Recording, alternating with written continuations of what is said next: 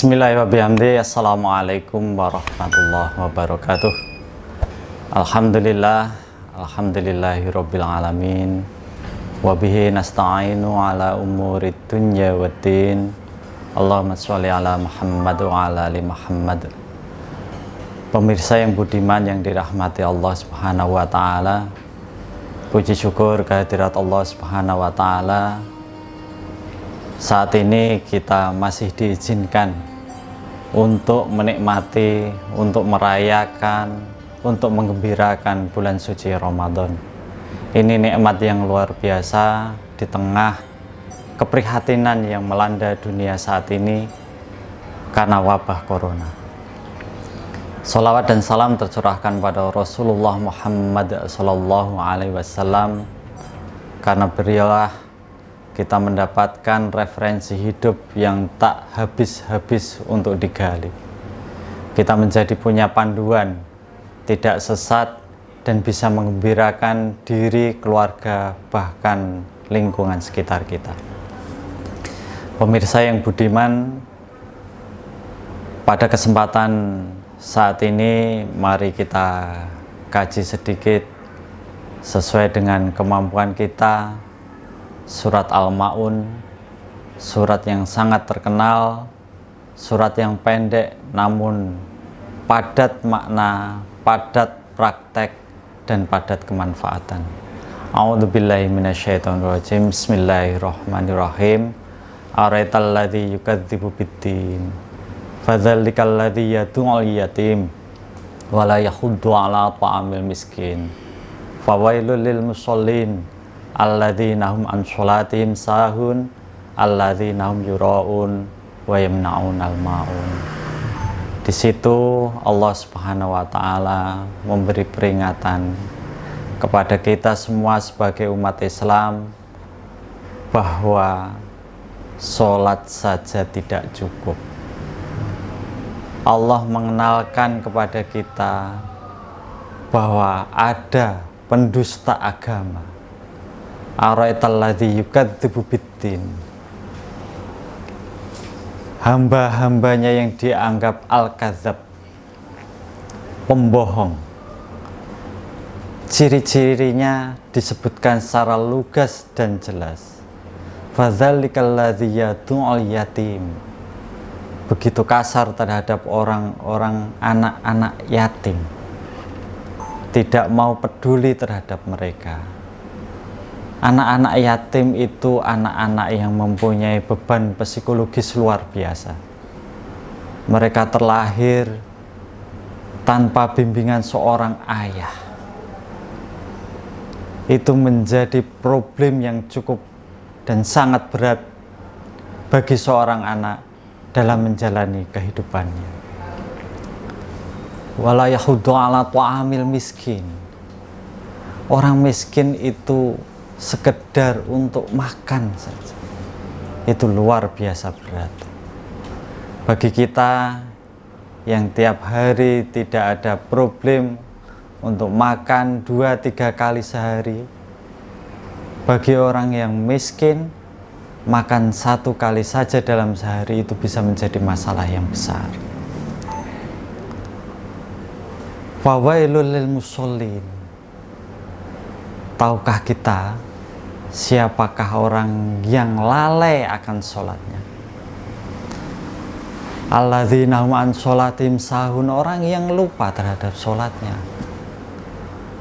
Alladzina hum yura'un, orang yang hanya suka sholatnya itu ditonton oleh orang lain.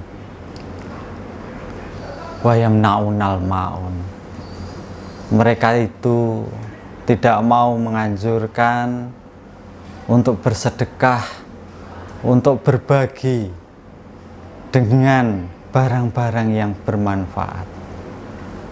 Pemirsa yang budiman, mari kita evaluasi perjalanan hidup kita selama ini, perjalanan berbagi kita selama ini.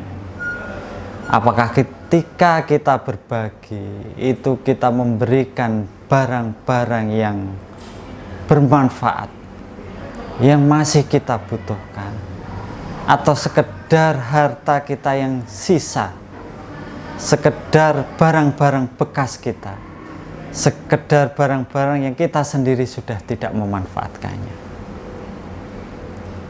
Nilai menganjurkan dalam Islam itu lebih tinggi dari sekedar menunaikan.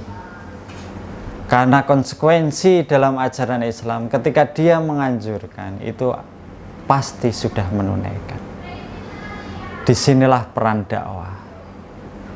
Bahwa orang yang memeluk agama Islam, bahwa orang yang menunaikan sholat, itu kewajibannya tidak berhenti, masih dianggap lalai dengan sholatnya ketika hanya berhenti baik bagi diri kita sendiri. Kita dianjurkan untuk selalu menganjurkan kepada orang lain, muslim yang lain, saling menasihatkan bahwa ayo berbuat kebaikan untuk sesama. Kita berikan barang-barang yang baik punya kita. Kita sedekahkan harta-harta yang bermanfaat. Kita sedekahkan apa yang sebenarnya kita sendiri itu juga masih membutuhkannya. Demikianlah semangat gotong royong yang diangkat dari surat Al-Ma'un. Kiai Haji Ahmad Dahlan dari surat Al-Ma'un ini telah memberikan inspirasi yang luar biasa, yang setelah 1 abad kemudian kita masih merasakan manfaatnya. Lewat surat Al-Ma'un, ketika mengetahui anak-anak sekeliling kauman tempat Kiai Dahlan tinggal masih banyak yang belum bisa baca tulis. Buruh-buruh beliau, karyawan-karyawan beliau di usaha batik yang banyak tidak bahasa tulis, kemudian menginspirasi beliau, ini butuh didirikan madrasah, butuh didirikan pengajian-pengajian. Sehingga saat ini kita merasakan sejak pengajian tingkat desa sampai tingkat nasional, pendidikan dari tingkat PAUD sampai perguruan tinggi telah dilahirkan oleh Muhammadiyah dan masih eksis. Bahkan jumlah perguruan tinggi Muhammadiyah jauh lebih banyak dibanding perguruan tinggi negeri. Itu ketika beliau memahami surat Al-Ma'un ketika melihat kebodohan. Lalu apa hikmah beliau ketika memahami surat Al-Ma'un di tengah penduduk Indonesia saat itu yang sedang dalam penjajahan Belanda, mengalami sakit tetapi tidak bisa mendapatkan pengobatan yang layak. Di Yogyakarta saat Kiai Dahlan berdakwah awal saat itu, baru ada 2 rumah sakit yang didirikan oleh Belanda, yaitu Rumah Sakit Panti Rapih dan Rumah Sakit Bethesda. Otomatis hanya kalangan-kalangan the have saja, hanya kalangan-kalangan orang-orang kaya saja yang bisa mengakses pengobatan layak saat itu. Maka beliau bersama murid-muridnya menginisiasi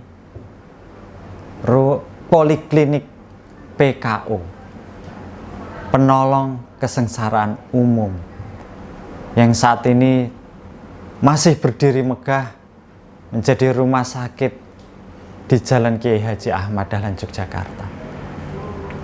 Waktu poliklinik saat itu didirikan, gratis pengobatannya bagi duafa. Sehingga ketika 1 bulan pertama poliklinik itu berpraktek, langsung kas poliklinik tersebut menjadi minus. Tetapi apakah minus saat itu menjadikan rumah sakit itu bangkrut? Sejarah membuktikan poliklinik tersebut terus berkembang, bertumbuh, bahkan menjadi rumah sakit besar saat ini di Yogyakarta. Dan itu terus bertumbuh menjadi rumah sakit yang lain.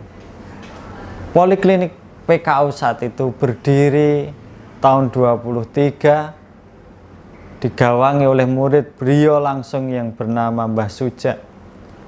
Karena saat itu beliau Kiai Dahlan sudah sakit-sakitan. Dan kira-kira ketika rumah sakit itu diresmikan, 2 pekan kemudian Kiai Dahlan ajal. Tapi itu tidak menyurutkan murid-murid Kiai Dahlan, karena semangat Al-Ma'un benar-benar dipegang teguh, sehingga 1 tahun kemudian tahun 1924 berdiri poliklinik yang kedua yang dipunyai oleh PKU di Surabaya, yang saat itu dipimpin oleh Dr. Sutomo. Pemirsa yang budiman, dari surat Al-Ma'un ketika melihat orang sakit, Kiai Dahlan menginspirasi untuk mendirikan rumah sakit yang lain. Lalu apa hikmah surat Al-Ma'un ketika Kiai Dahlan melihat orang-orang yang menganggur tidak punya pekerjaan? Pemirsa yang budiman, Yogyakarta saat itu adalah ibu kota kerajaan Mataram. Seperti layaknya DKI saat ini, maka banyak sekali kaum urban yang datang ke sana. Sebagaimana layaknya kaum urban, tidak semuanya beruntung. Banyak dari mereka yang akhirnya tidak mempunyai pekerjaan, tidak mempunyai kesempatan untuk ikut berwirausaha. Akhirnya mereka hanya bisa mengadu nasib, duduk di alun-alun, duduk-duduk di Masjid Agung dengan harapan ada pekerjaan yang menghampirinya. Melihat hal itu, Kiai Dahlan bersama murid-muridnya kemudian mendirikan rumah miskin. Dikumpulkan para pengangguran itu, dididik wirausaha. Bahkan ada yang potensial, kemudian dimodali sehingga sukses menjadi pengusaha keset saat itu yang cukup besar. Pemirsa yang budiman, surat Al-Ma'un itu mampu memberi perubahan besar bagi umat jika kita sungguh-sungguh dalam mengamalkannya. Demikianlah kita berharap dalam tiap ibadah kita, semoga kita tidak dianggap orang yang melalaikan sholat kita, tidak dianggap sebagai pendusta agama. Naudzubillah summa naudzubillah. Kita capek menjalani sholat pagi, ketika ayam saja belum berkokok, kita sudah difardukan untuk sholat subuh. Malam menjelang kita istirahat, kita diwajibkan untuk sholat isya. Siang dikala orang sangat nyaman untuk melakukan istirahat tidur siang, kita diwajibkan untuk melakukan sholat zuhur, dan di jedanya ada sholat asar dan maghrib. Tapi kata Allah, kita dianggap sebagai lalai, kita dianggap sebagai pendusta agama jika kita tidak peduli dengan anak yatim, jika kita tidak memberi kepada orang miskin, dan kita tidak menganjurkan berbagi dengan harta yang bermanfaat. Pemirsa yang budiman, kiranya surat Al-Ma'un tersebut bukanlah surat yang susah untuk dipahami.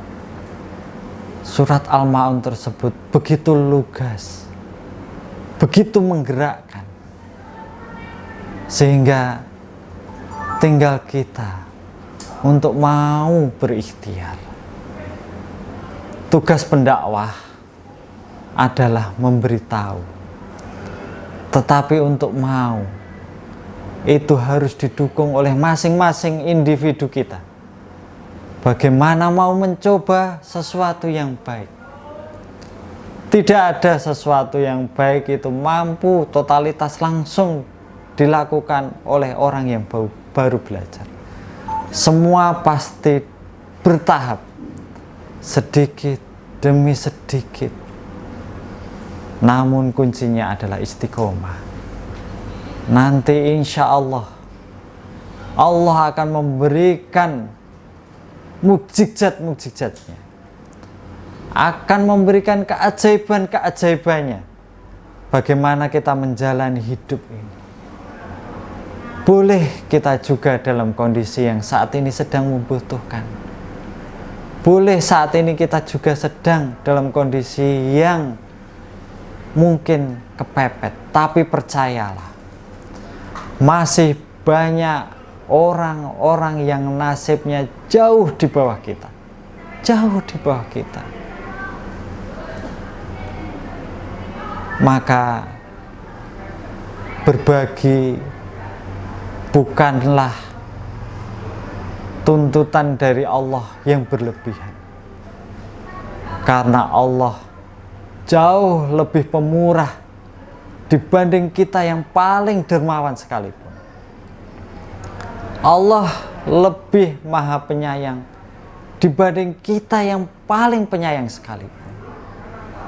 Dan Allah maha pengampun bagi kita yang dosanya sebanyak bumi dan langit. Di momen Ramadan ini, di tengah musibah corona ini, malah menjadi momen yang tepat untuk menjadi insan yang qualified di hadapan Allah Subhanahu wa Ta'ala.